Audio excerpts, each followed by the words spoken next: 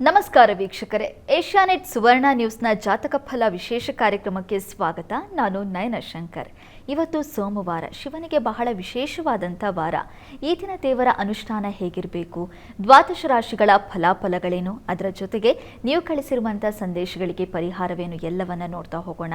ಈಗ ಖ್ಯಾತ ಜ್ಯೋತಿಷಿಗಳಾಗಿರುವಂಥ ಶ್ರೀಕಂಠ ಶಾಸ್ತ್ರಿಯವರನ್ನ ಕಾರ್ಯಕ್ರಮಕ್ಕೆ ಸ್ವಾಗತಿಸೋಣ. ಬನ್ನಿ ಶಾಸ್ತ್ರಿಗಳೇ, ಕಾರ್ಯಕ್ರಮಕ್ಕೆ ಸ್ವಾಗತ. ನಮಸ್ಕಾರಗಳು ಶಾಸ್ತ್ರಿಗಳೇ. ಇವತ್ತು ಸೋಮವಾರ, ಈ ದಿನದ ವಿಶೇಷತೆ ಹೇಗಿದೆ ತಿಳಿಸೋದಾದರೆ? ಶ್ರೀ ಗುರುಭ್ಯೋ ನಮಃ. ಹರಿ ಓಂ. ಮೂರ್ತಿತ್ವೇ ಪರಿಕಲ್ಪಿತ ಶಶಿಭೃತೋ ವರ್ತ್ಮಾ ಪುನರ್ಜನ್ಮನ ಮಾತ್ಮೇತ್ಯಾತ್ಮವಿದಾಂ ಕೃತುಶ್ಚ ಯಜತಾಂ ಭರತ ಅಮರ ಜ್ಯೋತಿಷಾಂ ಲೋಕಾನಾಂ ಪ್ರಳಯೋದ್ಭವ ಸ್ಥಿತಿ ವಿಭುಶ್ಚಾನೇಕಥಾಯ ಶ್ರಿತೌ ವಾಚನ್ನ ಸದದಾತು ಅನೇಕ ಕಿರಣ ತ್ರೈಲೋಕ್ಯ ದೀಪೋ ರವಿಹಿ. ಸಮಸ್ತ ವೀಕ್ಷಕರಿಗೆ ಶುಭೋದಯ, ಶುಭ ಬೆಳಗು. ಈ ದಿನದ ಸಂದೇಶಗಳನ್ನು ಪರಿಶೀಲಿಸುವ ಪೂರ್ವದಲ್ಲಿ ಇವತ್ತಿನ ಪಂಚಾಂಗವನ್ನು ಗಮನಿಸಿಕೊಳ್ಳೋಣ. ಶ್ರೀ ವಿಶ್ವಾವಸನಂ ಸಂವತ್ಸರ, ದಕ್ಷಿಣಾಯಣ, ಹೇಮಂತ ಋತು, ಮಾರ್ಗಶಿರ ಮಾಸ, ಕೃಷ್ಣ ಪಕ್ಷವಾಗಿದೆ. ಈ ದಿವಸ ಸೋಮವಾರವಾಗಿರತಕ್ಕಂಥದ್ದು ಏಕಾದಶಿ ತಿಥಿ, ಚಿತ್ತಾ ನಕ್ಷತ್ರ. ಈ ದಿವಸ ಸೋಮವಾರವಾಗಿದೆ. ಪರಶಿವನ ಆರಾಧನೆಗೆ ಬಹಳ ಉತ್ತಮವಾದ ವಾರ. ಸೋಮವಾರ ಅಂತಲ್ಲ, ಯಾವ ವಾರವೂ ಶಿವನ ಆರಾಧನೆಗೆ ಇಂಥ ದಿವಸ, ಇಂಥ ನಕ್ಷತ್ರ, ಇಂಥ ತಿಥಿ ಅಂತ ಪರಿಗಣನೆ ಮಾಡೋದೇ ಏನು ಸಾಧಾರಣವಲ್ಲ. ಪ್ರತಿಕ್ಷಣ ಶಿವನ ನಾಮಸ್ಮರಣೆ ಇಲ್ಲದ ದಿನ ನಮ್ಮ ಪಾಲಿಗೆ ಅದು ಬಡತನದ ಕ್ಷಣ, ದಾರಿದ್ರ್ಯದ ಕ್ಷಣ, ಸಮಯ ಅಲ್ವಾ? ಹೀಗಾಗಿ ಪ್ರತಿ ದಿವಸ ಪ್ರತಿಕ್ಷಣ ಶಿವನಾಮಸ್ಮರಣೆ. ಶಿವ ಪ್ರಸಿದ್ಧವಾದ ಗೀತೆ ಇದೆಯಲ್ಲ, ಶಿವ ಶಿವ ಎಂದರೆ ಭಯವಿಲ್ಲ, ಶಿವನಾಮಕ್ಕೆ ಸಾಟಿ ಬೇರಿಲ್ಲ ಅಂತ. ನಮಗೆ ಭಯ ಇರಬಾರ್ದು ಅಂದರೆ ಪ್ರತಿಕ್ಷಣ ಶಿವನಾಮಸ್ಮರಣೆ ಮಾಡ್ತಾನೇ ಇರಬೇಕಲ್ವ? ಶಿವನಾಮಸ್ಮರಣೆಯನ್ನು ಮಾಡುವ ಹಾಗೆ ಮಾಡಬೇಕು. ಶಿವನಾಮಸ್ಮರಣೆ ಮಾಡುವಾಗಲೂ ನಾವು ಅನ್ಯ ಆಲೋಚನೆ ಮಾಡ್ತಾ ಇದ್ದರೆ ಆಗ ನಮಗೆ ಭಯವ ಅದೇ ತುಂಬಿಕೊಳ್ಳುತ್ತೆ. ಏನು ಮೈ ಮನಸ್ಸುಗಳ ತುಂಬ ಅಂತ ಅಲ್ವಾ? ಶಿವನಾಮಸ್ಮರಣೆ ಹೇಗಿರಬೇಕಪ್ಪ ಅಂತಂದರೆ ಭಯ ನಿರ್ಮೂಲನೆ ಆಗೋ ಹಾಗೆ ನಾವು ಕರೀಬೇಕು ಅಂತ. ನಾವು ಶ್ರೀಶೈಲದ ಮಲ್ಲಿಕಾರ್ಜುನ ಕಥೆ ಕೇಳಿದ್ರೆ ನಿಮಗೆ ಆ ಭ್ರಮರಾಂಬೆಯನ್ನು ಅರಸಿ ಶಿವನೇ ಬಂದುಬಿಟ್ನಲ್ಲ. ನಾವು ಅವನನ್ನು ಅರಸಿದ್ರೆ, ನಾವು ಅವನನ್ನು ಸಂದರ್ಶಿಸಬೇಕು ಅಂತ ಹೊರಟ್ರೆ ಶಿವ ಇಳಿದು ಬರ್ತಾನೆ ಕೆಳಗೆ. ತಾಳು ಪಾಪ ತುಂಬ ಕಷ್ಟಪಡ್ತಾ ಇದ್ದೇನೆ ನನಗೋಸ್ಕರ ಅಂತ. ಭಗವಂತನ ಸನ್ನಿಧಾನಕ್ಕೆ ಹೋಗಿ ನಾವು ಯಾಕೆ ಹೋಗ್ತೀವಿ ಹೇಳಿ? ನನ್ನದೇನೋ ಸಮಸ್ಯೆ, ಅದನ್ನು ಬಗೆಹರಿಸು ಅಂತ ಹೋಗ್ತೀವಿ. ನನ್ನದೇನೋ ಕೆಲಸದಲ್ಲಿ ತೊಡಕಾಗಿದೆ, ಅಲ್ಲಿ ಸಮಸ್ಯೆ ಬಗೆಹರಿಬೇಕು ಅಂತ ಹೋಗ್ತೀವಿ. ಇನ್ನೇನೋ ಮಕ್ಕಳ ವಿದ್ಯಾಭ್ಯಾಸವೋ ಅಥವಾ ವಿವಾಹವೋ ಆಗಿಲ್ಲ, ಅದರ ನಿವಾರಣೆ ಆಗಲಿ ಅಂತ ಎಷ್ಟು ಕಡೆ ಹೋಗ್ತೀವಿ ಹೇಳಿಪ್ಪ. ಕಂಡು ದೇವಸ್ಥಾನಗಳಿಗೆಲ್ಲ ಅಲ್ಲಿ ಹೋದೆ, ಇಲ್ಲಿ ಹೋದೆ ಮತ್ತು ಹೋದೆ. ಇಷ್ಟೆಲ್ಲ ಹೋಗಿದ್ದು ಯಾಕಾಗಿ ಅಂದರೆ ನನ್ನ ಸ್ವಾರ್ಥಕ್ಕೆ, ನನಗಾಗಿ, ನನ್ನ ಮಕ್ಕಳಿಗೆ ಇದಾಗಲಿ, ನನಗಿದಾಗಲಿ, ನನಗೆ ಐಶ್ವರ್ಯ ಬರಲಿ, ನಾನು ಮನೆ ಕಟ್ಟಲಿ, ನನ್ನ ಸಮಸ್ಯೆ ನಿವಾರಣೆ ಆಗಲಿ. ಅಲ್ಲಿ ಹೋಗಿಬಿಟ್ರೆ ಸಾಕು, ಸಮಸ್ಯೆ ನಿವಾರಣೆ. ಯಾರ ಸಮಸ್ಯೆ ನಿವಾರಣೆ ಆಗುತ್ತೆ? ನನ್ನ ಸಮಸ್ಯೆ ನಿವಾರಣೆ ಆಗುತ್ತೆ. ಆ ಸಮಸ್ಯೆಯಿಂದ ಹೊರಬರುವ ದೃಷ್ಟಿ ಮಾತ್ರ ಇರುತ್ತೆ. ಯಾರಾದರೂ ಒಬ್ಬರಾದರೂ ನಾನು ಬಂದಿರೋದು ನಿನಗಾಗಿ ಅಂತ ಹೋದ್ವಾ? ಕೇವಲ ನಿನ್ನ ದರ್ಶನ, ನಿನ್ನ ದೃಷ್ಟಿ ನನ್ನ ಮೇಲೆ ಬೀಳಲಿ ಅಷ್ಟು ವಿನಃ ಇನ್ನೇನೂ ಇಲ್ಲಪ್ಪ ನನಗೆ ಅಂತ ಒಂದು ಸಲವಾದರೂ ನಾವು ಯೋಚನೆ ಮಾಡ್ತೀವ? ಅವನಿಗಾಗಿ ಅಂತ ಮೀಸಲಿಟ್ಟಿದ್ದೀವ? ಅವನಿಗಾಗಿ ಅಂತ ಜಪ ಮಾಡಿದೀವ? ಏನು ಜಪ ಮಾಡಿದ್ರು ನನಗೇನೋ ಒಂದು ಕಾಮ ಮೋಕ್ಷ ಪ್ರಾಪ್ತಿಯರ್ಥಂ ಚತುರ್ವಿಧ ಫಲಪುರುಷಾರ್ಥ ಸಿದ್ಧಿಯರ್ಥಂ ಇವೇ ಸಂಕಲ್ಪ ಆಗಿದೆ.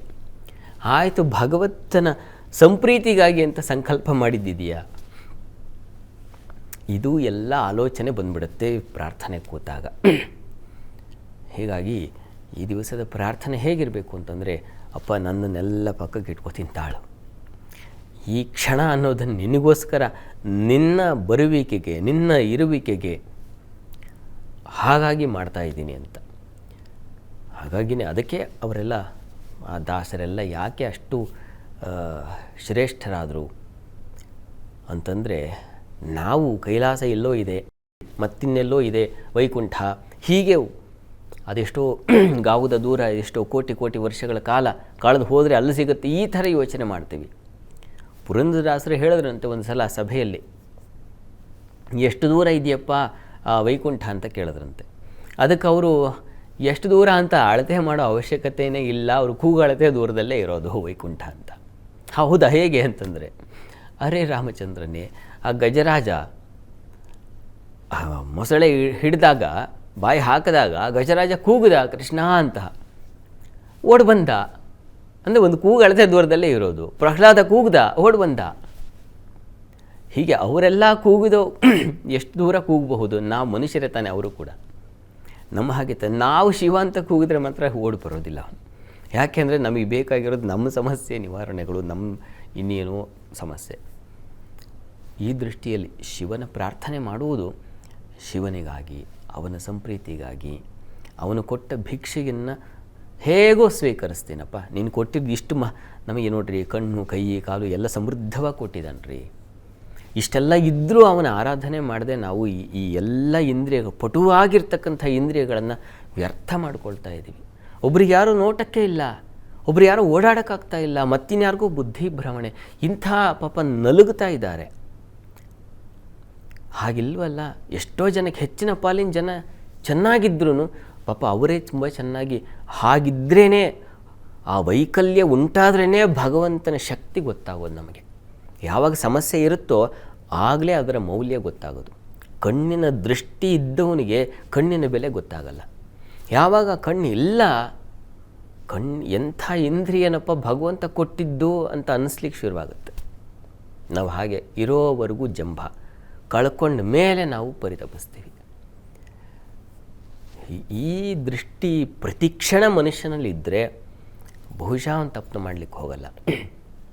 ಬಹುಶಃ ಅಲ್ಲ, ನಿಶ್ಚಿತವಾಗಿ ತಪ್ಪು ಮಾಡಲಿಕ್ಕೆ ಹೋಗಲ್ಲ. ಪ್ರತಿಕ್ಷಣ ಇರಬೇಕಿದು. ಅಪ್ಪ ನನಗೆ ಆ ಶಿವನ ಆ ದೃಷ್ಟಿ ನೋಡಲಿಕ್ಕೆ ಅವಕಾಶ ಆಗ್ತಾ ಇದೆಯಲ್ಲ, ಇಂಥ ಕಣ್ಣು ಇಂದ್ರಿಯ ಕೊಟ್ಟಿದ್ದೀಯಾ, ಸಂತೃಪ್ತವಾಗಿ ಇದು ಭವ್ಯ ಭೂರಿ ಭೋಜನ ಅಂತೀವಲ್ಲ, ಏನೋ ಹೊಟ್ಟೆ ತುಂಬ ತಿಂದರೆ ಹಾಗೆ ಕಣ್ಣುಗಳಿಗೆ ಆ ಅಲಂಕಾರವನ್ನು ನೋಡಿದರೆ ಮನಸ್ಸು ಹೇಗೆ ನಿರಾಳ ಆಗುತ್ತೆ ಅಂದರೆ, ಶಿವನ ಅಲಂಕಾರವನ್ನು ನೋಡಿ ಒಂದು ಭವ್ಯವಾದ ದೇವಸ್ಥಾನಕ್ಕೆ ಹೋಗಿ ಹಾಗೆ ಅದಕ್ಕೆ ಸಾಟಿ ಏನು ಕೊಡೋಣ ಅದಕ್ಕೆ?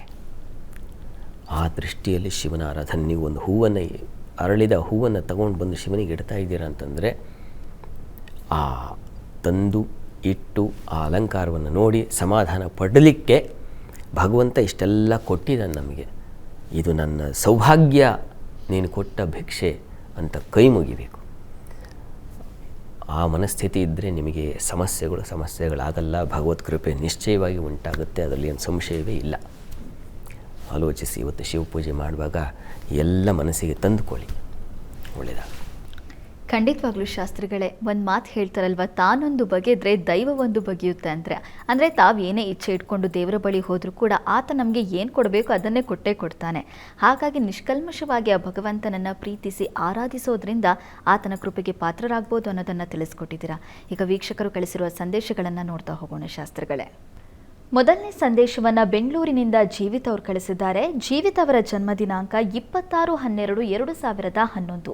ಹುಟ್ಟಿದ ಸಮಯ ರಾತ್ರಿ 10:40. ಆರೋಗ್ಯ ಹಾಗೆ ಶಿಕ್ಷಣದ ಬಗ್ಗೆ ತಿಳಿಸ್ಕೊಡಿ ಅಂತ ಪ್ರಶ್ನೆ ಕೇಳಿದ್ದಾರೆ ಶಾಸ್ತ್ರಿಗಳೇ. ಜೀವಿತ ಅವರ ಪ್ರಶ್ನೆ ಆರೋಗ್ಯ ಮತ್ತು ಶಿಕ್ಷಣಕ್ಕೆ ಸಂಬಂಧಿಸಿದೆ ಅಲ್ವಾ? ಹೌದು ಶಾಸ್ತ್ರಿಗಳೇ. ಜಾತಕ ನೋಡಿ ತಮ್ಮದು ಸಿಂಹಲಗ್ನವಾಗಿದೆ. ಲಗ್ನದಿಂದ ಈ ಚತುರ್ಥ ಪಂಚಮಗಳನ್ನು ಗಮನಿಸ್ಕೊಂಡ್ರೆ ನಿಮಗೆ ಚೆನ್ನಾಗಿದೆ, ಆತಂಕ ಬೇಡ. ಆ ಅಧಿಪತಿ ಕುಜ ಪಂಚಮಾಧಿಪತಿ ಲಗ್ನದಲ್ಲೇ, ಚತುರ್ಥಾಧಿಪತಿ ಲಗ್ನದಲ್ಲಿದ್ದಾನೆ. ಗುರು ಕೂಡ ಭಾಗ್ಯದಲ್ಲಿರ್ತಕ್ಕಂಥದ್ದು. ಲಗ್ನವನ್ನು ನೋಡೋದು ತುಂಬ ಒಳ್ಳೆಯದಿದೆಯಲ್ಲ, ಚೆನ್ನಾಗಿದೆ. ನೀವು ಪ್ರಯತ್ನ ಪಟ್ಟರೆ ಒಳ್ಳೆಯ ಅಧಿಕಾರಿಗಳಾಗ್ತೀರ. ಚೆನ್ನಾಗಿ ಓದಿ. ಈಗ ಕುಜದ ಶೈಲಿ ತಮಗೆ ಗುರುವಿನ ಭಕ್ತಿ ನಡೀತಾ ಇದೆ ತುಂಬ. ಮತ್ತು ಶನಿ ಶುರುವಾಗುತ್ತೆ. ಶನಿ ಕೂಡ ತುಂಬ ಚೆನ್ನಾಗಿದ್ದಾನೆ. ಹೀಗಾಗಿ ನೀವು ಒಳ್ಳೆ ಆಫೀಸರ್ ಆಗ್ತೀರ. ಅದು ಕುಜ ಚೆನ್ನಾಗಿದ್ದುಬಿಟ್ರೆ, ಕುಜನಿಗೆ ಗುರು ದೃಷ್ಟಿ ಇದ್ದರೆ ಒಳ್ಳೆ IPS ಆಫೀಸರ್ ಆಗಬಹುದು ನೋಡಿ. ಆ ಶಕ್ತಿ ಸಾಮರ್ಥ್ಯ ಇದೆ, ಪ್ರಯತ್ನ ಮಾಡಿ. ನಿಮಗೆ ಆ ಸಾಮರ್ಥ್ಯ ಇದೆ, ಭಗವಂತ ಕೊಟ್ಟಿದ್ದಾನೆ. ಅದನ್ನು ನಾವು ಹೇಗೆ ದಕ್ಕಿಸ್ಕೋಬೇಕು ಅಂದರೆ ನಮ್ಮ ಪ್ರಯತ್ನವೂ ಬೇಕಾಗುತ್ತೆ ಅದಕ್ಕೆ. ಹೀಗಾಗಿ ಓದಿ, ಚೆನ್ನಾಗಿದೆ, ಒಳ್ಳೆಯದಾಗಲಿ. ಸರಿ ಶಾಸ್ತ್ರಿಗಳೇ, ಮುಂದಿನ ಸಂದೇಶವನ್ನು ಹಾಸನದಿಂದ ಸೌಂದರ್ಯ ಅವರು ಕಳಿಸಿದ್ದಾರೆ. ಸೌಂದರ್ಯ ಅವರ ಜನ್ಮ ದಿನಾಂಕ 10/6/1996. ಹುಟ್ಟಿದ ಸಮಯ ಬೆಳಗ್ಗೆ 6 ಗಂಟೆ. ಕೆಲಸ ಬದಲಾವಣೆ ಮಾಡಬಹುದಾ ತಿಳಿಸ್ಕೊಡಿ ಅಂತ ಪ್ರಶ್ನೆ ಕೇಳಿದ್ದಾರೆ ಶಾಸ್ತ್ರಿಗಳೇ. ಸೌಂದರ್ಯ ಅವರ ಪ್ರಶ್ನೆ ಕೆಲಸ ಬದಲಾವಣೆ ಮಾಡಬಹುದಾ ಅಂತ ಅಲ್ವಾ? ಹೌದು ಶಾಸ್ತ್ರಿಗಳೇ. ಜಾತಕ ನೋಡೋಣ. ನೋಡಿ, ತಮ್ಮದು ವೃಷಭ ಲಗ್ನವಾಗಿದೆ. ಲಗ್ನದಿಂದ ಕರ್ಮಾಧಿಪತಿ ಲಾಭಸ್ಥಾನದಲ್ಲಿದ್ದಾನೆ ಶನೈಶ್ಚರ, ತುಂಬ ಒಳ್ಳೆಯದು. ಪ್ರಸ್ತುತ ನಿಮಗೆ ನಡೀತಾ ಇರತಕ್ಕಂಥದ್ದು ಶುಕ್ರದಶೆಯಲ್ಲಿ ಶುಕ್ರನ ಭುಕ್ತಿ ಈಗ ಕಳೆದು ಹೋಗಿ ಈಗ ರವಿ ಪ್ರಾರಂಭವಾಗಿದೆ. ಮುಂದೆ ರವಿ ಚಂದ್ರ ಕುಜ ಹೀಗೆ ಮುಂದುವರಿತಾ ಹೋಗುತ್ತೆ. ನಿಮಗೆ ಈಗ ಸ್ವಲ್ಪ ಹಿನ್ನಡೆ ಇದೆ, ಕಾರಣ ರವಿ ಕಾಲ ನಡೀತಾ ಇದೆ. ರವಿ ಈ ಲಗ್ನಕ್ಕೆ ನಿಮಗೆ ಅಷ್ಟು ಸ್ವಲ್ಪ ಉಪಕಾರಿ ಅಲ್ಲ. ಈ ಕಾರಣದಿಂದ ಸ್ವಲ್ಪ ತಾಳಿ. ನೀವು ಮುಂದಿನ ಜೂನ್ ನಂತರದಲ್ಲಿ ಪ್ರಯತ್ನ ಮಾಡಬಹುದು ಮುಂದಿನ ಕೆಲಸಕ್ಕೆ, ಆವಾಗ ಅನುಕೂಲ ಉಂಟಾಗುತ್ತೆ. ಹೀಗಾಗಿ ಆಗ ಪ್ರಯತ್ನ ಮಾಡಿ, ಒಳ್ಳೆಯದಾಗಲಿ. ಸರಿ ಶಾಸ್ತ್ರಿಗಳೇ, ಮುಂದಿನ ಸಂದೇಶವನ್ನು ಬೆಂಗಳೂರಿನಿಂದ ದೀಪಿಕ್ ಅವರು ಕಳಿಸಿದ್ದಾರೆ. ದೀಪಿಕ್ ಅವರ ಜನ್ಮ ದಿನಾಂಕ 29/10/2001, ಹುಟ್ಟಿದ ಸಮಯ ಸಂಜೆ 7 ಗಂಟೆ. ಶಿಕ್ಷಣದ ಬಗ್ಗೆ ತಿಳಿಸ್ಕೊಡಿ ಅಂತ ಪ್ರಶ್ನೆ ಕೇಳಿದ್ದಾರೆ ಶಾಸ್ತ್ರಿಗಳೇ. ದೀಪಿಕ್ ಅವರ ಪ್ರಶ್ನೆ ಶಿಕ್ಷಣದ ಬಗ್ಗೆ ಇದೆ ಅಲ್ವಾ? ಹೌದು ಶಾಸ್ತ್ರಿಗಳೇ. ಜಾತಕ ನೋಡೋಣ.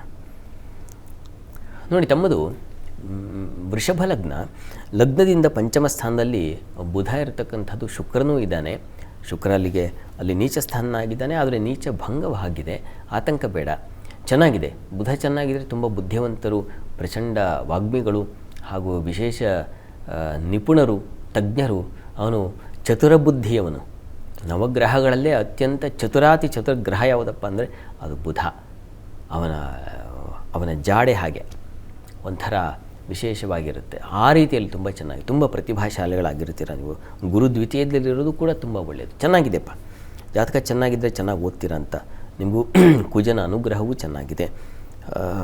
ಒಳ್ಳೆಯ ಸ್ಥಾನಕ್ಕೆ ಹೋಗಿ ತಲುಪ್ತೀರ, ಅದರಲ್ಲಿ ಸಂಶಯ ಇಲ್ಲ. ಚೆನ್ನಾಗಿ ಓದಿ ಅಷ್ಟೇ. ಓದುವ ಎಲ್ಲ ಗ್ರಹಗಳ ಅನುಗ್ರಹ ಇದ್ದರೆ ಉತ್ತಮ ಸ್ಥಾನಕ್ಕೆ ಹೋಗಿ 10 ಜನಕ್ಕೆ ಮಾರ್ಗದರ್ಶನ ಮಾಡೋ ಹಾಗೆ ಆಗಿಬಿಡ್ತಾರೆ. ಆ ರೀತಿಯಲ್ಲಿ ತುಂಬ ಚೆನ್ನಾಗಿದೆ, ಒಳ್ಳೆಯದಾಗಲಿ. ಸರಿ ಶಾಸ್ತ್ರಿಗಳೇ, ಮುಂದಿನ ಸಂದೇಶವನ್ನು ಬೆಂಗಳೂರಿನಿಂದ ರಮ್ಯಾ ಅವರು ಕಳಿಸಿದ್ದಾರೆ. ರಮ್ಯಾ ಅವರ ಜನ್ಮ ದಿನಾಂಕ 22/1/2009, ಹುಟ್ಟಿದ ಸಮಯ ರಾತ್ರಿ 9 ಗಂಟೆ. ಆರೋಗ್ಯ ಮತ್ತು ಶಿಕ್ಷಣದ ಬಗ್ಗೆ ತಿಳಿಸ್ಕೊಡಿ ಅಂತ ಪ್ರಶ್ನೆ ಕೇಳಿದ್ದಾರೆ ಶಾಸ್ತ್ರಿಗಳೇ. ರಮ್ಯಾ ಅವರ ಪ್ರಶ್ನೆ ಆರೋಗ್ಯ ಮತ್ತು ಶಿಕ್ಷಣಕ್ಕೆ ಸಂಬಂಧಿಸಿದೆ. ಹೌದು ಶಾಸ್ತ್ರಿಗಳೇ. ಜಾತಕ ನೋಡೋಣ. ನೋಡಿ, ತಮ್ಮದು ಸಿಂಹಲಗ್ನವಾಗಿದೆ. ಲಗ್ನದಲ್ಲಿ ಶನೈಶ್ಚರ ಸೇರಿದ್ದಾನೆ. ಪಂಚಮ ಸ್ಥಾನದಲ್ಲಿ ಪಂಚಮಾಧಿಪತಿ ಗುರು ದುರ್ಬಲನಾಗಿದ್ದಾನೆ. ನೋಡಿ, ನೀವು ಈಶ್ವರನ ಆರಾಧನೆ ಮಾಡಬೇಕು. ಪ್ರತಿ ಶನಿವಾರ ಅಥವಾ ಭಾನುವಾರ, ಯಾವ ವಾರ ನೀವು ಆಯ್ಕೆ ಮಾಡ್ಕೊಳ್ಳಿ, ತೊಂದರೆ ಇಲ್ಲ. ಪ್ರತಿ ವಾರ ನೀವು ಈಶ್ವರ ಸನ್ನಿಧಾನಕ್ಕೆ ಹೋಗಿ ನೀವು ಒಂದು ರುದ್ರಾಭಿಷೇಕ ಮಾಡಿಸೋದು, ಬಿಲ್ವಾರ್ಚನೆ ಮಾಡಿಸೋದು, ಇದು ತುಂಬ ತುಂಬ ಬಹಳ ಮುಖ್ಯವಾಗಿ ಬೇಕು ನಿಮಗೆ. ವಿದ್ಯಾಭ್ಯಾಸಕ್ಕೆ, ಆರೋಗ್ಯಕ್ಕೆ, ಎಲ್ಲ ರೀತಿಯಲ್ಲೂ. ರುದ್ರಾಭಿಷೇಕದಲ್ಲಿ ಹಲವು ಬಗೆಯ ಫಲಗಳಿದ್ದಾವೆ. ಅದನ್ನು ಹೇಳಲಿಕ್ಕಾಗಲ್ಲ, 1 2 ಅಂತಂದ್ರೆ ಆಗಲ್ಲ. ನಾವು ಯಾವುದೋ ಸಂಕಲ್ಪವೂ ಅಷ್ಟೇ. ಇಂಥ ಒಂದು ಸಂಕಲ್ಪ ಅಂತಂದರೆ ಅದು ಹಾಗಲ್ಲ, ಹಲವು. ಉದಾಹರಣೆಗೆ ಒಂದು ಹೋಲಿಕೆ ಕೊಡೋದಾದರೆ, ನೀವು ಡಿಗ್ರಿ ಓದುವಾಗ ಸೈನ್ಸ್ ತೊಗೊಂಡ್ರೆ ಎಷ್ಟು ಶಾಖೆಗಳಿಗೆ ಜಂಪ್ ಆಗ್ಬೋದು. ಅದೇ ಒಂದು ಆರ್ಟ್ಸ್ ತೊಗೊಂಡ್ರೆ ಯಾವುದೋ ಒಂದು ಶಾಖೆಯಲ್ಲಿ ಅಷ್ಟೇ ಮುಂದುವರಿಲಿಕ್ಕೆ ಅವಕಾಶ ಆಗುತ್ತೆ. ಹಾಗೆ ಶಿವನಲ್ಲಿ ನೀವು ಅಭಿಷೇಕ ಮಾಡಿಸಿದ್ರೆ ಸೈನ್ಸ್ ತೊಗೊಂಡು ಹಾಗೆ ವಿವಿಧ, ಇದು ಹೋಲಿಕೆಗಾಗಿ ಹೇಳಿದಷ್ಟೇ. ಹಾಗೆ ವಿಶೇಷ ಫಲಗಳು ಬೇರೆ ಬೇರೆ ಬೇರೆ ಬೇರೆ ರೀತಿಯ ನೀವು ಯೋಚನೆ ಮಾಡೋದು ಬೇಡ. ಆ ರೀತಿಯಲ್ಲಿ ಸಂದರ್ಭಕ್ಕೆ ಏನಾಗಬೇಕು ಅದಾಗ್ಬಿಡುತ್ತೆ. ಆ ರೀತಿಯಲ್ಲಿ ಇದೆಯಪ್ಪ, ನೀವು ದಯವಿಟ್ಟು ಅದನ್ನು ಶ್ರದ್ಧೆಯಿಂದ ಮಾಡಿ, ಒಳ್ಳೆಯದಾಗಲಿ. ಶಾಸ್ತ್ರಿಗಳೇ, ಮೇಷರಾಶಿಯಿಂದ ಕನ್ಯಾ ರಾಶಿವರೆಗಿನ ಈ ದಿನದ ಫಲಾಫಲವನ್ನು ತಿಳಿಸ್ಕೊಡೋದಾದರೆ? 12 ರಾಶಿಗಳ ಫಲಾಫಲ ತಿಳಿಯುವ ಮುನ್ನ ಈ ಹೊತ್ತಿನ ಗ್ರಹ ಸ್ಥಿತಿಯನ್ನು ಗಮನಿಸ್ಕೊಳ್ಳೋದಾದರೆ, ಮೇಷರಾಶಿಯಲ್ಲಿ ಮಾಂದಿ ಉದಿಯಾಗಿದೆ ಈ ದಿವಸ. ಗುರು ಇರತಕ್ಕಂಥದ್ದು ಮಿಥುನ ರಾಶಿಯಲ್ಲಿ. ಕೇತು ಸ್ಥಿತಿ ಕಾಣ್ತಾ ಇದೀವಿ, ಅದು ಸಿಂಹರಾಶಿಯಲ್ಲಿ ಕೇತು ಸಂಚಾರ ತುಂಬ ದಿನಗಳಿಂದ ನಡೀತಾ ಇದೆಯಲ್ಲ. ಇನ್ನು ಚಂದ್ರನ ಸ್ಥಿತಿ ಸಂಚಾರ ಕಾಣ್ತೀವಿ, ಅದು ತುಲಾ ರಾಶಿಯಲ್ಲಿ. ವೃಶ್ಚಿಕ ರಾಶಿಯಲ್ಲಿ ರವಿ, ಶುಕ್ರ ಹಾಗೂ ಬುಧರ ಯುತಿಯನ್ನು ಕಾಣ್ತಾ ಇದ್ದೀವಿ. ಕುಜ ಇರತಕ್ಕಂಥ ಧನು ರಾಶಿಯಲ್ಲಿ, ರಾಹು ಶನೈಶ್ಚರರು ಯಥಾ ಪ್ರಕಾರ ಕುಂಭ ಮೀನುಗಳಲ್ಲಿದ್ದಾರೆ. ಹೀಗಿರುವಾಗ 12 ರಾಶಿಗಳ ಫಲಾಫಲ ತಿಳಿತಾ ಹೋಗೋಣ. ಮೊದಲಿಗೆ ಮೇಷರಾಶಿವರೆಗೆ ದಿವಸ ಆರೋಗ್ಯದಲ್ಲಿ ಸ್ವಲ್ಪ ವ್ಯತ್ಯಾಸ ಆಗಬಹುದು, ಹೀಗಾಗಿ ಹುಷಾರು, ಎಚ್ಚರ ವಹಿಸಿ. ಉಳಿದ ಹಾಗೆ ಕೆಲಸ ಕಾರ್ಯಗಳಲ್ಲಿ ಅನುಕೂಲ ಚೆನ್ನಾಗಿದೆ. ಸೇವಕರಿಂದ ಸಹಾಯ ತುಂಬ ಚೆನ್ನಾಗಿದೆ. ಮುಖ್ಯವಾಗಿ ಈ ವ್ಯಾಪಾರಿಗಳಿಗೆ, ಮಾರುಕಟ್ಟೆಗಳಲ್ಲಿ ಕೆಲಸ ಮಾಡೋರಿಗೆ ತುಂಬ ಚೆನ್ನಾಗಿದೆ. ಹೂವಿನ ವ್ಯಾಪಾರಿಗಳಿಗೆ, ಹಣ್ಣಿನ ವ್ಯಾಪಾರಿಗಳಿಗೆ, ನೀರಿನ ಕ್ಷೇತ್ರಗಳಲ್ಲಿ ಇರ್ತಕ್ಕಂಥವರೆಲ್ಲರಿಗೂ ತುಂಬ ದ್ರವ ವ್ಯಾಪಾರ, ದ್ರವ ವಹಿವಾಟು ತುಂಬ ಚೆನ್ನಾಗಿದೆ. ಪ್ರಾರ್ಥನೆಗೆ ದಿವಸ ಆರೋಗ್ಯ ದೃಷ್ಟಿಯಿಂದ ಸುಬ್ರಹ್ಮಣ್ಯ ಕವಚ ಹೇಳ್ಕೊಳ್ಳಿ. ಇನ್ನು ವೃಷಭ ರಾಶಿಯವರಿಗೆ ಈ ದಿವಸ ಕುಟುಂಬ ಸೌಖ್ಯ ಚೆನ್ನಾಗಿದೆ, ಹಣಕಾಸಿನ ವಿಚಾರದಲ್ಲಿ ಹೆಚ್ಚಿನ ಅನುಕೂಲ ಇದೆ, ಲಾಭ ಬರುತ್ತದೆ ಈ ದಿವಸ. ವ್ಯಯವೂ ಇದೆ, ಸ್ವಲ್ಪ ಮಟ್ಟಿಗೆ ವ್ಯಯ. ಕಣ್ಣಿನ ಬಾಧೆ ಸೂಚಿಸ್ತಾ ಇದೆ, ಎಡಗಣ್ಣಿಗೆ ತೊಂದರೆ ಆಗಬಹುದು ಮತ್ತು ಕಾಲಿಗೆ ಪೆಟ್ಟಾಗಬಹುದು, ಹುಷಾರು. ಕೆಲಸ ಕಾರ್ಯಗಳಲ್ಲಿ ಅನುಕೂಲ ಇದೆ, ಆತಂಕ ಬೇಡ.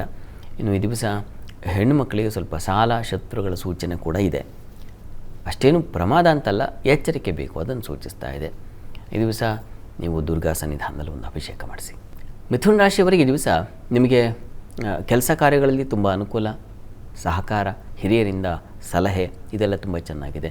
ಸ್ತ್ರೀಯರಿಗೆ ಬುದ್ಧಿ ಶಕ್ತಿ ತುಂಬ ಚೆನ್ನಾಗಿರುತ್ತದೆ, ಹೆಚ್ಚಿನ ಅನುಕೂಲ ಉಂಟಾಗುತ್ತೆ.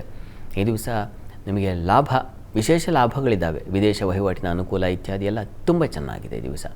ಪ್ರಾರ್ಥನೆಗೆ ಇಷ್ಟ ದೇವತಾರಾಧನೆ ಮಾಡಿ.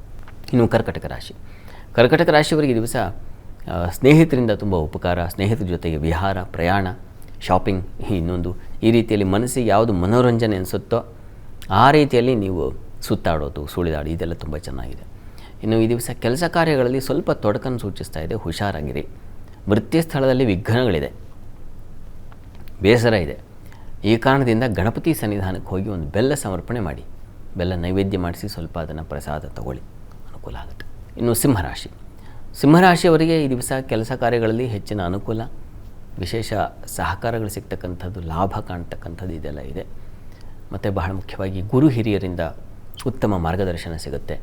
ಈ ದಿವಸ ಸಹೋದರಿಂದ ಸಹಕಾರ ಸಿಗುತ್ತೆ, ಸೇವಕರಿಂದಲೂ ಅನುಕೂಲ ಉಂಟಾಗುತ್ತೆ ಈ ದಿವಸ ನಿಮಗೆ ಸ್ತ್ರೀಯರಿಗೆ ಶೌರ್ಯ ಸಾಹಸಗಳ ದಿನ, ಕಠಿಣ ಕಾರ್ಯಗಳನ್ನು ಮುಗಿಸ್ತೀರಾ, ಆ ಥರ ಚೆನ್ನಾಗಿದೆ ಈ ದಿವಸ. ಸ್ವಲ್ಪ ಮಟ್ಟಿಗೆ ಆಲಸ್ಯ ಉಂಟಾಗುವ ಲಕ್ಷಣ ಇದೆ, ಹೀಗಾಗಿ ಆಂಜನೇಯನ ಪ್ರಾರ್ಥನೆ ಮಾಡಿ. ಕನ್ಯಾ ರಾಶಿಯವರಿಗೆ ಈ ದಿವಸ ಹಣ ಸಮೃದ್ಧಿ ತುಂಬ ಚೆನ್ನಾಗಿದೆ. ಲಾಭಾಧಿಪತಿ ಧನಸ್ಥಾನದಲ್ಲಿದ್ದರೆ ಧನ ಸಮೃದ್ಧಿ, ಅನ್ನ ಸಮೃದ್ಧಿಯೂ ಹೌದು, ಹೀಗಾಗಿ ಎರಡೂ ಚೆನ್ನಾಗಿದೆ. ವೃತ್ತಿಯಲ್ಲೂ ಅಷ್ಟೇ ಬಹಳ ವಿಶೇಷವಾದ ಅನುಕೂಲ, ಸಹಕಾರ ಮತ್ತು ಪ್ರಸಿದ್ಧಿ, ಪ್ರಶಂಸೆಗೆ ಗುರಿಯಾಗುವುದು ಇದೆಲ್ಲ ತುಂಬ ಚೆನ್ನಾಗಿದೆ ಈ ದಿವಸ. ಇನ್ನು ಸ್ನೇಹಿತರಿಂದ ಸಹಕಾರ, ಬಂಧುಗಳಿಂದ ಸಹಕಾರ, ಒಳ್ಳೆಯ ಪ್ರಯಾಣ ಕೂಡ, ಪ್ರಯಾಣದಲ್ಲೂ ತುಂಬ ಹಿತಕರವಾಗಿರ್ತದೆ ಈ ದಿವಸ. ಮಾಂದ್ಯ ಅಷ್ಟಮದಲ್ಲಿದ್ದರೆ ಸ್ವಲ್ಪ ದುಃಖದ ವಾತಾವರಣ, ಸೋಲನ್ನು ಅನುಭವಿಸ್ತೀರ, ಹೀಗಾಗಿ ಸೋಲನ್ನು ಮೆಟ್ಟಿ ನಿಲ್ಲಬೇಕಿದ್ದರೆ ನೀವು ಸುಬ್ರಹ್ಮಣ್ಯ ಪ್ರಾರ್ಥನೆ ಮಾಡಿ. ಇನ್ನು ತುಲಾರಾಶಿಯವರಿಗೆ ಈ ದಿವಸ ಕೆಲಸ ಕಾರ್ಯಗಳಲ್ಲಿ ತುಂಬ ಚೆನ್ನಾಗಿದೆ, ಸಹಕಾರ ಸಿಗುತ್ತೆ. ಹೆಣ್ಣುಮಕ್ಕಳಿಗೆ ಬಹಳ ವಿಶೇಷವಾದ ಅನುಕೂಲ, ಸೌಕರ್ಯಗಳು ಉಂಟಾಗುತ್ತೆ ಈ ದಿವಸ. ತಂದೆ ಮಕ್ಕಳಲ್ಲಿ ಸಾಮರಸ್ಯ ತುಂಬ ಚೆನ್ನಾಗಿದೆ ಈ ದಿವಸ. ಧರ್ಮ ಕಾರ್ಯಗಳಲ್ಲಿ ಭಾಗಿಯಾಗ್ತೀರಾ, ಉತ್ತಮ ಕಾರ್ಯಗಳನ್ನು ಮಾಡ್ತೀರಾ. ಈ ದಿವಸ ದಾಂಪತ್ಯದಲ್ಲಿ ಸ್ವಲ್ಪ ಅಸಮಾಧಾನ, ಭಿನ್ನಾಭಿಪ್ರಾಯ, ಜಗಳ, ಕಲಹ ಈ ಥರದ್ದು ತೋರಿಸ್ತಾ ಇದೆ, ಹೀಗಾಗಿ ಸ್ವಲ್ಪ ಹುಷಾರು, ಜಾಗ್ರತೆ ಇರಲಿ. ಲಕ್ಷ್ಮೀನಾರಾಯಣರನ್ನು ಸ್ಮರಿಸಿಕೊಳ್ಳಿ. ಇನ್ನು ವೃಶ್ಚಿಕ ರಾಶಿಯವರು ಈ ದಿವಸ ಅತಿ ವ್ಯಯ, ಅಲೆದಾಟ ಇದು ಸೂಚಿಸ್ತಾ ಇದೆ. ಮುಖ್ಯವಾದ ವಸ್ತು ಕಳ್ಕೊಂಡ್ಬಿಡ್ತೀರಾ, ಆತ್ಮೀಯರು ದೂರ ಆಗಿಬಿಡ್ತಾರೆ, ಈ ರೀತಿಯ ಸ್ವಲ್ಪ ತೊಡಕನ್ನು ಸೂಚಿಸ್ತಾ ಇದೆ ಈ ದಿವಸ. ಸ್ವಲ್ಪ ಸಾಲ, ಶತ್ರುಗಳ ಬಾಧೆ, ಯಾವುದೋ ವೈಷಮ್ಯ, ಇನ್ಯಾವುದೋ ಜಗಳ, ಕಲಹ ಈ ರೀತಿಯ ಒಂದು ಲಕ್ಷಣ ಸೂಚಿಸ್ತಾ ಇದೆ. ಮಾತು ಹೊರಟಾಗಿರೋದು, ಸ್ವಲ್ಪ ವೀಕ್ ಆಗಿದೆ ಇವರು ಈ ದಿವಸ, ಹೀಗಾಗಿ ಸ್ವಲ್ಪ ನೀವು ನವಗ್ರಹ ಪ್ರಾರ್ಥನೆ ಮಾಡ್ಕೊಳ್ಳಿ. ಇನ್ನು ಧನುರಾಶಿಯವರಿಗೆ ಸಂಗಾತಿಯಲ್ಲಿ ಸಾಮರಸ್ಯ, ಅನ್ಯೋನ್ಯತೆ, ವ್ಯಾಪಾರಿಗಳಿಗೆ ಬಹಳ ವಿಶೇಷವಾದ ಅನುಕೂಲ, ವೃತ್ತಿಯಲ್ಲೂ ಬಹಳ ವಿಶೇಷವಾದ ಅನುಕೂಲ, ಲಾಭ. ಹಾಲು ಹೈನುಗಾರರಿಗೆ ವಿಶೇಷವಾದ ಅನುಕೂಲ, ಲಾಭ ಚೆನ್ನಾಗಿದೆ. ನಿಮ್ಮ ಪಾಲಿಗೂ ಈ ದಿವಸ ತುಂಬ ಚೆನ್ನಾದ ದಿವಸ, ಒಳ್ಳೆಯ ಶುಭ ಕಾರ್ಯಗಳನ್ನು, ಶುಭ ಫಲವನ್ನು ಹೊಂದತಕ್ಕಂಥದ್ದು ಇದೆಲ್ಲ ತುಂಬ ಚೆನ್ನಾಗಿದೆ. ಮಕ್ಕಳ ವಿಚಾರದಲ್ಲಿ ಸ್ವಲ್ಪ ಕಿರಿಕಿರಿ ಆಗುತ್ತೆ ಈ ದಿವಸ, ಮಕ್ಕಳಿಂದ ಸ್ವಲ್ಪ ಅಸಮಾಧಾನ, ಅವರಿಂದ ಚಿಂತೆ ಈ ಥರದ್ದು ಒಂದು ಸೂಚಿಸ್ತಾ ಇದೆ, ಹೀಗಾಗಿ ಲಲಿತಾ ಸಹಸ್ರನಾಮ ಹೇಳ್ಕೊಳ್ಳಿ. ಇನ್ನು ಮಕರ ರಾಶಿಯವರಿಗೆ ಈ ದಿವಸ ಕೆಲಸ ಕಾರ್ಯಗಳಲ್ಲಿ ತುಂಬ ಚೆನ್ನಾಗಿದೆ, ವೃತ್ತಿಯಲ್ಲಿ ವಿಶೇಷವಾದ ಅನುಕೂಲ, ಸ್ಥಾನಮಾನ ಪ್ರಾಪ್ತಿ, ಗೌರವ ಸಿಗುತ್ತೆ, ಆ ರೀತಿಯಲ್ಲಿ ಚೆನ್ನಾಗಿದೆ ಈ ದಿವಸ. ಸಂಗಾತಿಯಲ್ಲೂ ಸಾಮರಸ್ಯ, ಅನ್ಯೋನ್ಯತೆ, ಸಂಗಾತಿಯ ಕೆಲಸಕ್ಕೆ ಸಹಾಯ ಮಾಡಿಕೊಡ್ತಕ್ಕಂಥದ್ದು ಈ ರೀತಿಯಲ್ಲಿ ತುಂಬ ಚೆನ್ನಾಗಿದೆ. ಲಾಭವೂ ಇದೆ, ಔಷಧ ವ್ಯಾಪಾರಿಗಳಿಗೆ ಲಾಭ, ವಸ್ತ್ರ ವ್ಯಾಪಾರಿಗಳಿಗೆ ಲಾಭ ಚೆನ್ನಾಗಿದೆ. ಸ್ವಲ್ಪ ಪ್ರಯಾಣದಲ್ಲಿ ತೊಂದರೆ ಇದೆ ಈ ದಿವಸ, ಹೀಗಾಗಿ ಜರ್ನಿ, ಟ್ರೆಕ್ಕಿಂಗ್ ಮತ್ತೊಂದು ಮಾಡ್ತಾ ಇರೋರು ಸ್ವಲ್ಪ ಹುಷಾರಾಗಿರಿ, ಈ ದಿವಸ ಪ್ರಮಾದ ಇದೆ. ಸುಬ್ರಹ್ಮಣ್ಯ ಕವಚ ಹೇಳ್ಕೊಳ್ಳಿ. ಇನ್ನು ಕುಂಭರಾಶಿಯವರಿಗೆ ವೃತ್ತಿಯಲ್ಲಿ ಬಹಳ ವಿಶೇಷವಾದ ಅನುಕೂಲ, ಧರ್ಮ ಕಾರ್ಯಗಳಲ್ಲಿ ಆಸಕ್ತಿ, ಶುಭ ಫಲ, ಶುಭ ಸಮಾರಂಭ, ಮತ್ತೊಂದು ಈ ರೀತಿಯ ಒಂದು ಆಲೋಚನೆಗಳು ಬರ್ತಕ್ಕಂಥದ್ದು.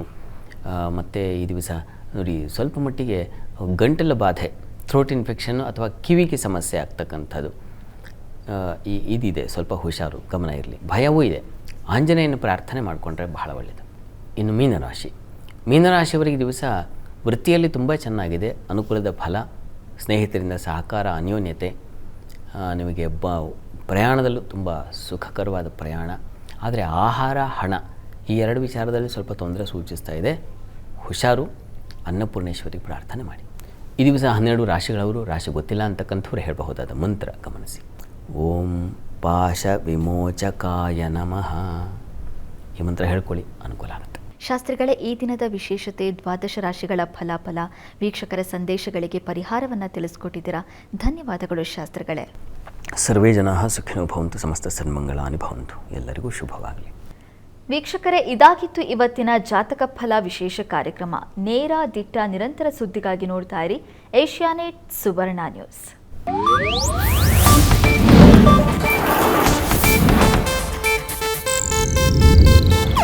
ಇದು ಏಷ್ಯಾನೆಟ್ ನ್ಯೂಸ್ ನೆಟ್ವರ್ಕ್ ಪ್ರಸ್ತುತಿ.